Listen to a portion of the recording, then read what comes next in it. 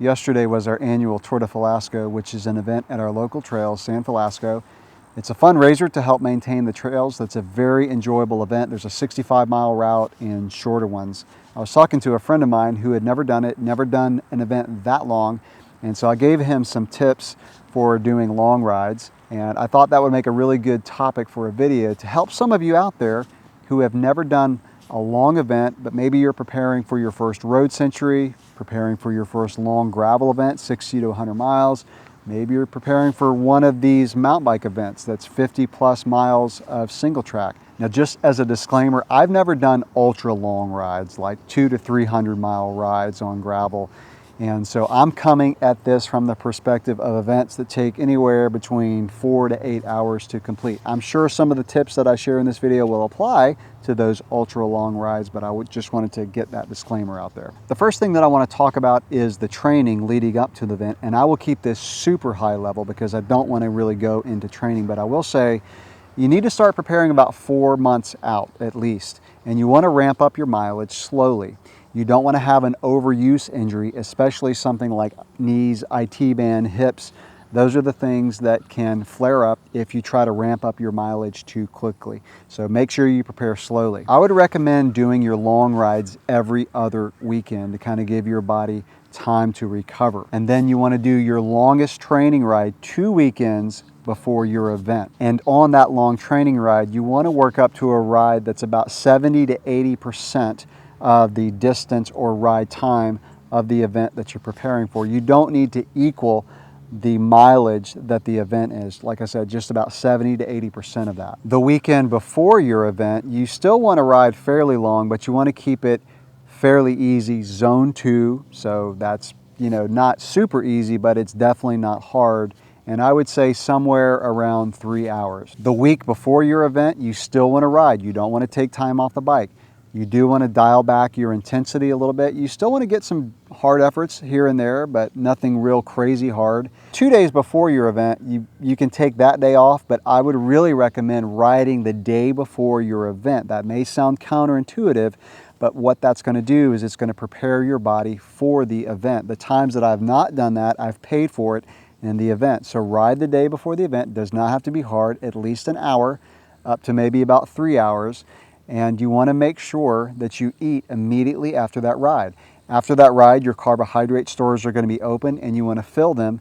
That'll get your body kind of fueled up for your event the next day. I won't talk too much about equipment, but there is one piece of equipment that's most important for a long ride, and that is the saddle. That's the one that's going to make or break the comfort of your event.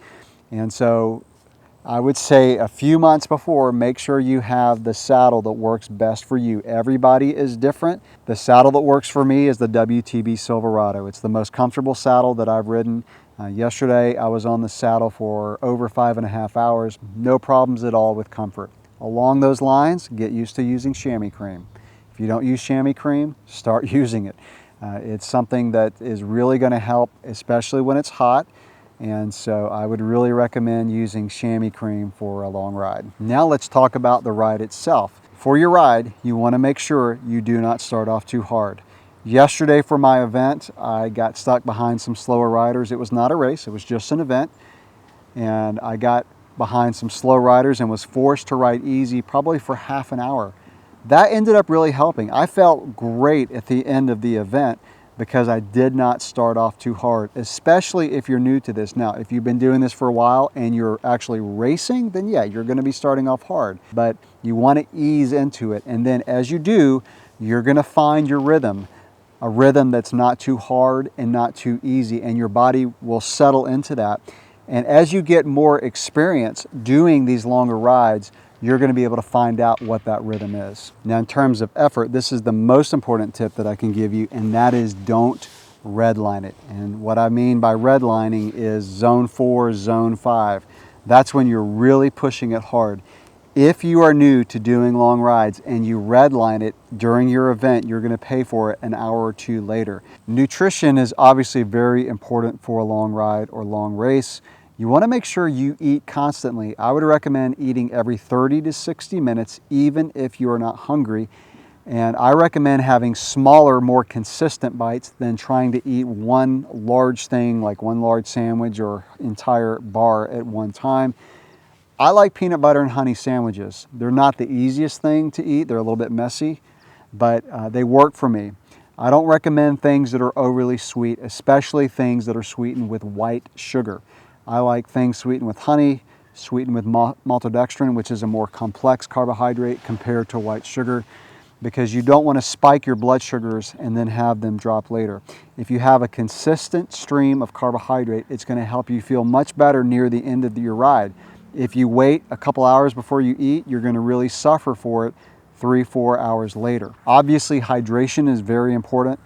You want to make sure you're hydrating constantly. Don't wait till you're thirsty. If you do, it's going to be too late. It's also important to have electrolytes. You don't want to be chugging a bunch of water without electrolytes, because you can get into a state of what's called hyponatremia, which is where your electrolytes get out of balance because you've taken in too much plain water. And so what I recommend is an energy drink like Heed.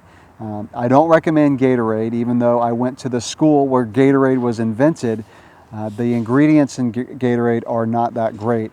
Heed is a better product, in my opinion, or something like it that doesn't have food coloring and doesn't have sugar.